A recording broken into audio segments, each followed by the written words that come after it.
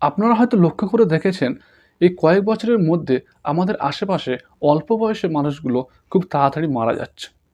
তো অল্প বয়সে এই মারা যাওয়ার পিছনে মেনলি দুটো কারণ হতে পারে।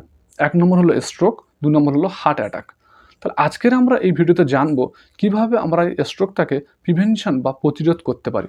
এই স্ট্রোক হওয়া থেকে আমাদের নিজেদেরকে কিভাবে বাঁচাবো? সবথেকে গুরুত্বপূর্ণ যেটা সেটা হলো লাইফস্টাইল চেঞ্জ। আমরা দিনের পর দিন নিজেদের খাদ্যাভ্যাসকে চেঞ্জ করে ফেলছি। আমরা নিজেদের কালচারটাকে ভুলে যাচ্ছি, বিদেশি কালচারটাকে অ্যাডপ্ট করছি।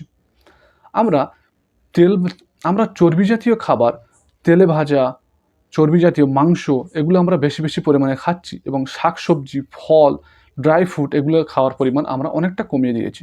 তাই সবার আগে আমাদের এই খাদ্যাভ্যাসটাকে চেঞ্জ করতে হবে। ২. প্রতিদিন এক্সারসাইজ করতে হবে। আমরা অন্যান্য জিনিসের পিছনে প্রচুর টাইম দিয়ে ফেলছি। সোশ্যাল মিডিয়া দেখছি, স্ক্রল করে যাচ্ছি।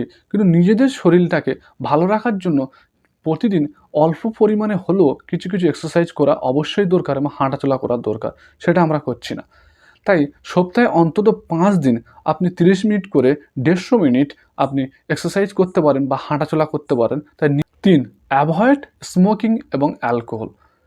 মদ্যপান এবং স্মোকিং এগুলোকে আমাদের কমাতে হবে যতটা সম্ভব।